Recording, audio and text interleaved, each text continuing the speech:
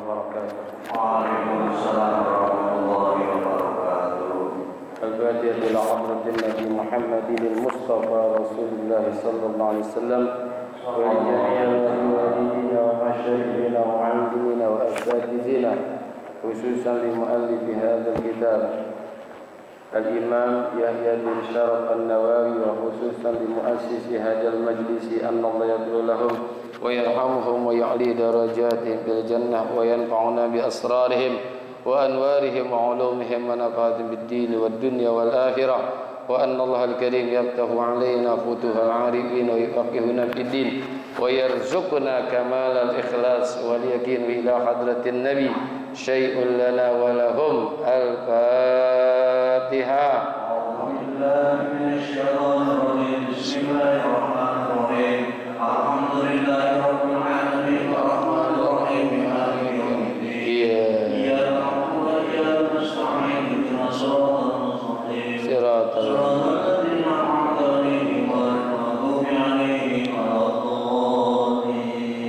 يا ربي بالمصطفى بلغ مقاصدنا واغفر لنا ما مضى يا واسع الكرم. يا ربي بالمصطفى بلغ مقاصدنا واغفر لنا ما مضى يا واسع الكرم. هيئ لنا من أمرنا رشدا واجعل معونتك الحسنى لنا مددا. يا ربي بالمصطفى بلغ مقاصدنا واغفر لنا ما مضى يا واسع ولا الكرم. تكلنا إلى تدبير أنفسنا فالنفس تعجز عن إصلاح ما فسدا. يا ربي بالمصطفى بلغ مقاصدنا واغفر لنا ما مضى يا واسع أنت العليم وقد وجهت يا أملي إلى رجائك وجها سائلا ويدا. يا ربي بالمصطفى بلغ مقاصدنا واغفر لنا ما مضى يا واسع الكرم. اللهم صل وسلم. صل وسلم وبارك عليه. بسم الله الرحمن الرحيم. Alhamdulillahi Rabbil Alamin. Wassalatu wassalamu ala sayyidina wa maulana Muhammadin wa ala alihi wa sahbihi ajma'in, amma ba'du. Ma'asyiral muslimin wal muslimat, hadirin bapak-bapak, hadirat ibu-ibu, jamaah yang semoga kita semua dirahmati Allah subhanahu wa ta'ala. Wabil khusus sahibul fadilah guru kita Bapak Kiai Dr. Andas Muhammad Ja'far, Ustaz Kiai para Furqan, Ustaz Abdul Hamid Mustafa Al-Hafiz, dan juga Bapak Haji Basroin, Bapak Haji Dr. Muhammad Tahir, dan segenap pengurus Masjid Jami Al-Barakah yang semoga semua dimuliakan Allah subhanahu wa ta'ala.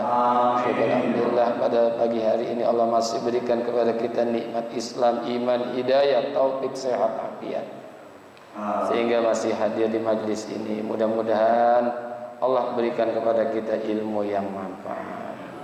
Wa bisanadil muttasili ilal imami muhaddisi rahimahullah wa adaman naf'a bihi wa bi barakati ulumihi wa bikum fid daraini amin. Qala radhiyallahu ankum an Abi Abdillahi Jabir ibn Abdillahil Ansari radhiyallahu anhuma anna rajulan sa'ala Rasulullah sallallahu alaihi wasallam faqala ara'aita iza salaitul maktubati wasumtu ramadana wa ahlaltul halala wa haramtul harama wa lam azid ala zalika syai'an adkhulul jannata qala na'am rawahu Muslimun. Wa makna haramtul harama istanabtuh wa makna ahlaltul halala fa'altuhu mu'taqidan hillahu. An Abi Abdullah Jabir bin Abdullah Al-Ansari radhiyallahu anhuma, dari Abi Abdullah. Siapa dia? Yaitu Sayyidina Jabir bin Abdullah Al-Ansari radhiyallahu anhuma, yang semoga Allah meridhoi keduanya. Jadi kunyahnya Abu Abdillah, bapaknya Abdullah. Nama sebetulnya Jabir. Dia punya ayah namanya Abdillah, jadi Abdullah lagi. Jadi nama anaknya diambil dari nama ayahnya. Abdillah, Abi Abdillah Jabir bin Abdillah. Itu orang-orang Arab itu biasa begitu. Jadi nama anaknya diambil bisa dari nama kakeknya, bisa dari nama ayahnya. Kayak ulama dari Rembang tuh kan ada Kiai Haji Mustafa Bisri. Nah, Mustafa Bisri, dia punya ayah Bisri Mustafa. Nah, ya. Dia punya ayah namanya Bisri Mustafa. Jadi Mustafa Bisri bin Bisri Mustafa, bolak-balik aja gitu. Ya nggak apa-apa, bagus untuk tidak menghilangkan nama daripada kakeknya atau nama ayah. Nah, Jabir bin Abdullah ini termasuk orang Madinah karena dijuluki Al-Ansari, ya, dari Ansor, kaum Ansar, bukan Muhajirin. Kalau Muhajirin itu dari Mekah yang hijrah ke kota Madinah. Al-Ansari asli orang Madinah, ya, asli orang Madinah. Berarti dia Madinahnya Madinah Bil'ab, ya, Madinah Bil'ab atau Madinah Bil'ab, asli orang Madinah. Kalau yang dari Mekah tinggal di kota Madinah, Madinah Modib namanya. Kan orang Betawi juga ada Betawi Bil'ab, ada Betawi Modib. Ada yang betul dia kakeknya, bapaknya, ibunya, neneknya Betawi, dia lahir. Nah, Betawi juga tuh, tapi Betawi Bil'ab. Ada orang dari Jawa, dari Sunda, dari mana datang ke Jakarta. Dia udah orang Jakarta, Betawinya tapi Betawi Modib. Semua orang Betawi semua ini, tapi Betawi Modib. Nah, ini asli nih orang Madinah nih, Jabir bin Abdullah. Yang riwayat singkatnya, beliau ini yang pernah memberikan makan kepada Rasulullah dan juga orang-orang yang menggali parit ketika perang Khandaq. Beliau nih, ya, itu riwayatnya panjang tuh. Pokoknya beliaulah yang memberikan makan kepada Rasulullah dan juga 1000 orang-orang yang menggali parit ketika akan dilakukannya perang Khandaq. Anna rajulan sa'ala Rasulullah sallallahu alaihi wasallam faqala, bahwa ada seorang laki-laki, tidak disebut orangnya nih, ya, tidak disebut orangnya. Kalau ada sa'ala rajulan nggak disebut orangnya, berarti perkara ini berulang-ulang. Ya, perkara ini berulang-ulang. Jadi banyak yang datang pada Nabi nanya lagi, orangnya beda-beda. Ya, ini adalah perkara yang berulang-ulang dilakukan. Sa'ala Rasulullah sallallahu alaihi wasallam, yang ia bertanya kepada Rasulullah sallallahu alaihi wasallam. Faqala, maka orang laki-laki itu berkata, ara'aita idza sholaitul maktubat wa sumtu ramadana wa ahlaltul halala wa haramtul harama walam azid min zalika syai'a. Adkhulul jannata qala na'am. Ara'aita, bagaimana pendapat engkau? Maknanya engkau itu Rasulullah. Iza sholaitul maktubat, apabila atau jika aku telah melakukan sholat wajib, wasumtu ramadana, dan berpuasa Ramadan, wa ahlaltul halala, dan aku menghalalkan yang halal, wa haramtul harama, dan mengharamkan yang haram, walam azid ala zalika syai'a, dan saya tidak menambahkan dengan sesuatu pun dari hal itu sedikit pun. Adkhulul jannata, apakah aku akan masuk surga? Qala, Rasul menjawab, na'am, ya. Ya. Ini jawaban singkat, na'am, ya. Ini artinya orang ini bertanya, saya cuma lakukan sholat fardu saja, nggak nambah sholat sunnah. Saya cuma melakukan puasa Ramadan aja, tidak melakukan puasa sunnah. Ya, cuman itu kan sholatnya sholat fardu, puasanya puasa Ramadan. Udah, selain yang itu nggak dikerjain. Qobliyah kagak, ba'diyah juga kagak, duha juga enggak, apalagi tahajud udah enggak dah. Dah kayak fardunya 5 waktu aja dah. Dan puasa bulan Ramadan enggak melakukan hari Senin, hari Kamis, Yaumul Bid, Arafah, dia enggak kerjain udah. Yang penting udah kerjain puasa Ramadan saja. Wa ahlaltul halal, dan aku menghalalkan yang halal, artinya dia melakukan yang baik-baik, ya, ngerjain yang baik-baik, ya. Di sini kan diterjemahkan nih, wa makna ahlaltul halal fa'altuhu mu'taqidan hillah. Yang dimaksud aku melakukan menghalalkan yang halal, yaitu melakukan dengan penuh keyakinan akan kehalalannya. Wa haramtul harama, dan aku mengharamkan yang haram apa? Haramtul harama ijsanabtuh, mengharamkan yang haram artinya menjauhkan diri dari hal-hal yang haram. Dia nanya, masuk surga enggak ya Rasul? Nabi jawabnya, na'am, masuk. Ya. Ini makna daripada rahmat Allah Subhanahu wa ta'ala.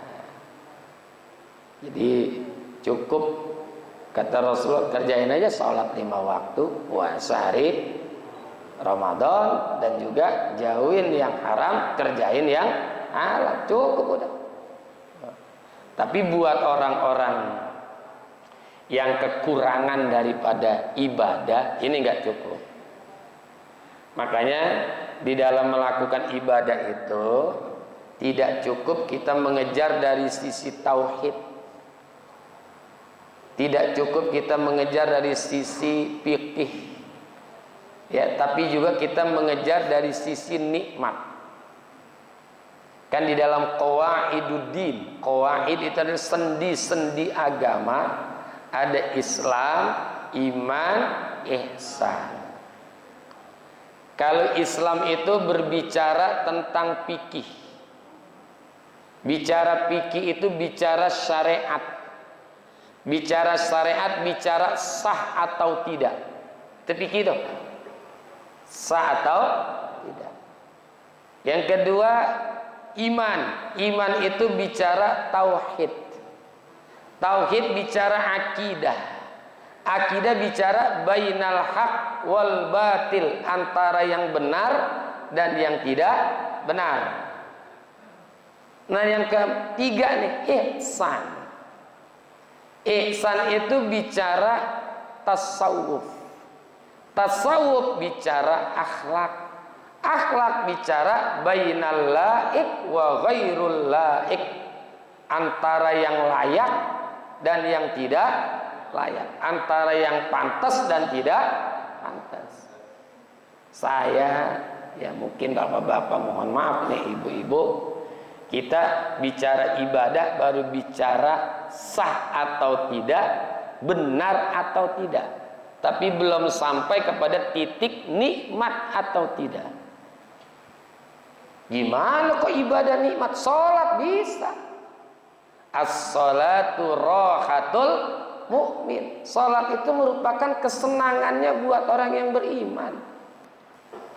Ini hadis nggak bicara fikih, nggak bicara tauhid, nggak bicara Islam, nggak bicara iman, tapi bicara ihsan. As-sholatu rohatul mu'min. Salat itu merupakan kesenangan buat orang-orang yang beriman. Diperkuat lagi dengan hadis Rasulullah, as-salatu khairu maudu'in. Salat itu merupakan perkara yang terbaik yang dipersembahkan untuk Allah. Man syaa'a ayyastaksira falyastaksir. Maka bagi siapa yang orang ingin memperbanyak sholat, maka perbanyaklah. Orang kalau udah nikmat ibadah, 5 waktu kurang. Betul nggak? 5 waktu kurang kalau udah nikmat.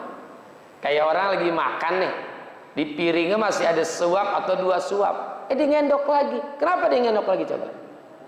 Karena nikmat makannya. Ya Allah, alhamdulillah enak banget. Padahal masih ada tuh 2 suap, dia endok lagi. Tuh. Karena nikmat makannya. Kan ada juga orang yang masih banyak tapi udah berhenti. Aduh, begah perut gue dah. Kenapa? Makannya nggak nikmat. Tapi kalau buat orang-orang yang ibadah sudah merasakan pada level nikmatnya ibadah, sholat 5 waktu nggak cukup, masih kurang. Makanya Allah kasih tuh buat orang-orang yang sudah merasakan nikmatnya ibadah, sholat sunnah. Karena kalau tidak ada sholat sunnah, kesian orang yang sudah merasakan nikmatnya ibadah. Dari habis isya ke subuh lama.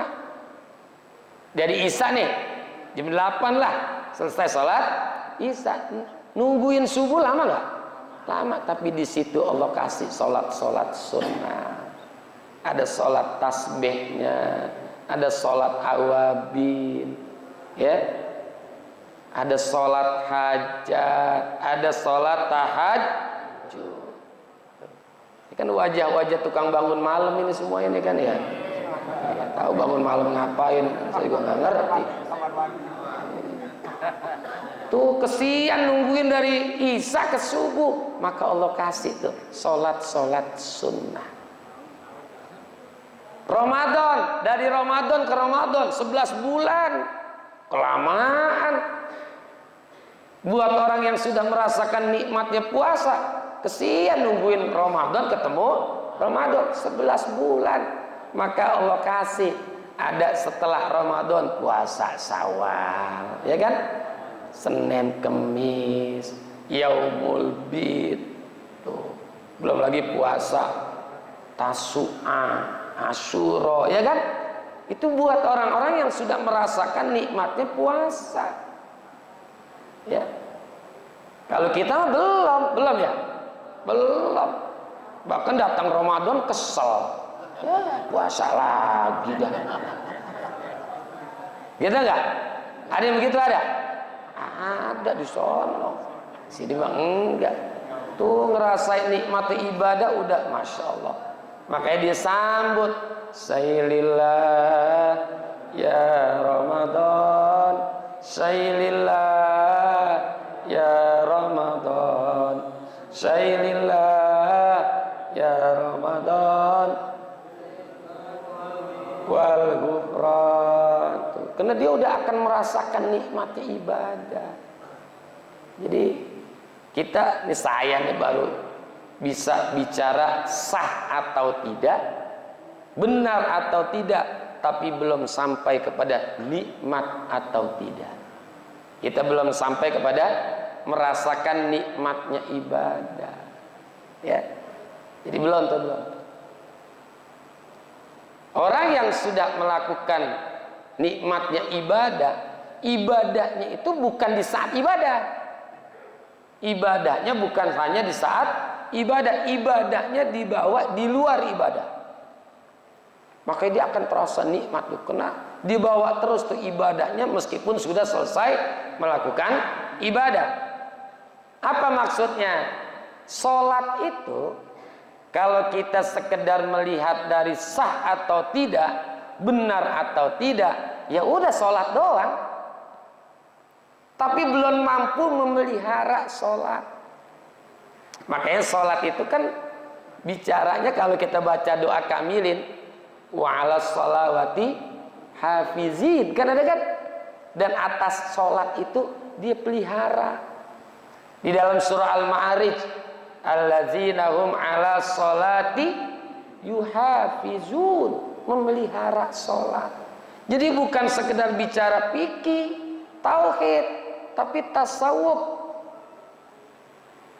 Ya, tasawuf itu akhlak. Khusyuk itu nggak dibahas di dalam fikih. Ada nggak khusyuk? Di dalam rukun-rukun sholat ada nggak khusyuk? Nggak ada. Ada di mana? Dalam tasawuf, akhlak, ihsan itu. Ihsan. Maka orang-orang yang sudah sampai kepada level ihsan, dia bisa jaga sholatnya. Allahu Akbar bukan hanya di saat sholat. Kalau hanya di saat sholat baru berbicara rukun, belum bicara tentang ihsan. Makanya kalau ada orang sombong setelah sholat, ya jangan heran, karena Allahu Akbarnya cuma di dalam sholat. Yang kaya sombong, yang punya jabatan sombong, yang cakep ganteng sombong, yang jelek bingung saya, jelek sombong. Itu ibadah Allahu Akbar cuma di dalam sholat, tidak dibawa keluar sholat. Ya, ini bahasan panjang ini. Ya, makanya saya depannya aja nih, nanti kita bahas lagi dah setelah Syawal. Jadi sholat itu bukan hanya bicara tentang fikih, bicara tentang tauhid, tapi bicara tentang tasawuf, akhlak-akhlak, ya, termasuk puasa. Bukan hanya di saat sholat, di saat puasa saja, ya, kita bisa menahan makan dan minum, tapi akhlak-akhlak puasa ini kita bawa setelah puasa. Kalau lagi puasa nih siang-siang, kita punya makanan. Di rumah ada nggak makanan?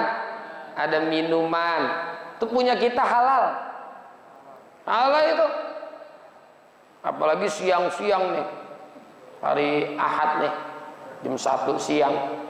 Istri pergi, anak pergi. Kita bangun tidur sendiri lagi. Kita buka, di meja itu ada timun suri meletak.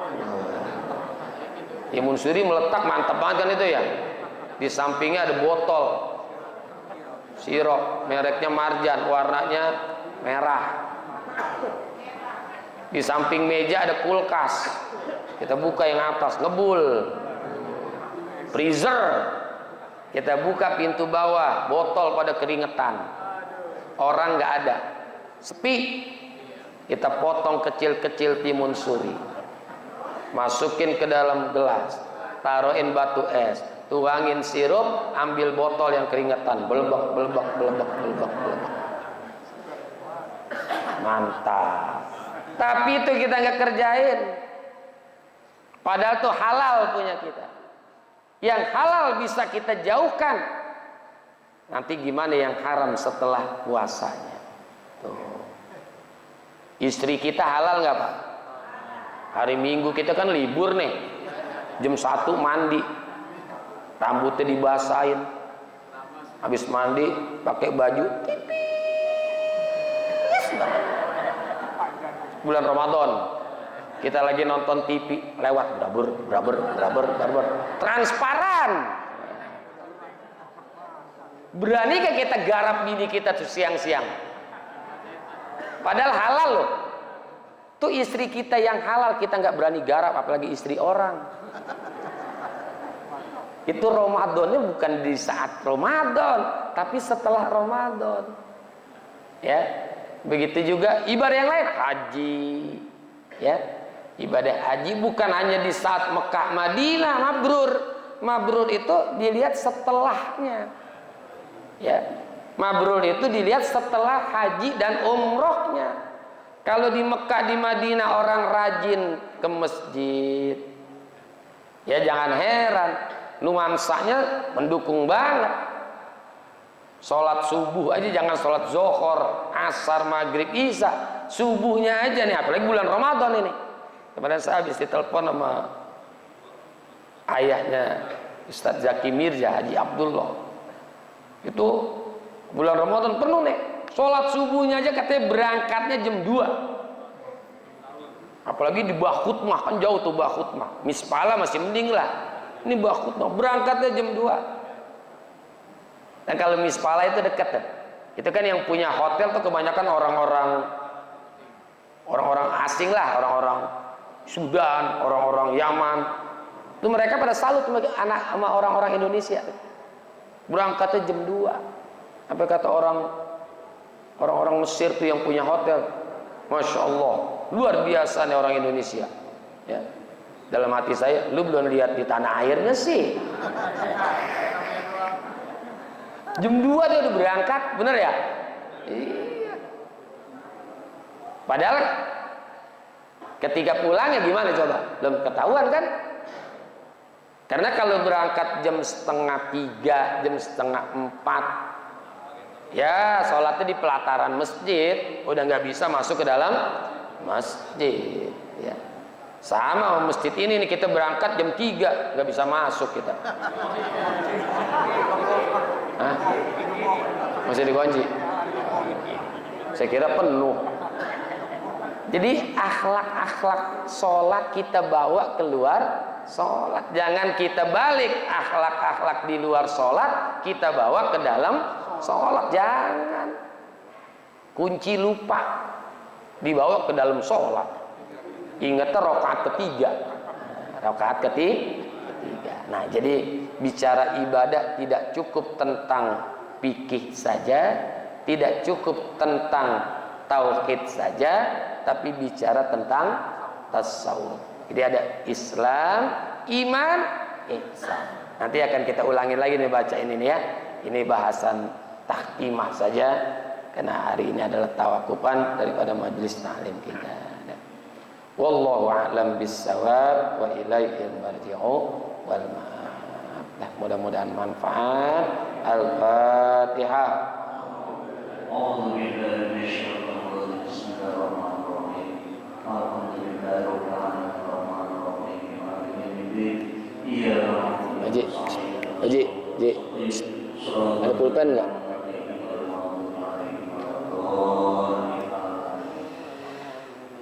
Terima kasih dan mohon maaf. Wassalamualaikum warahmatullahi wabarakatuh.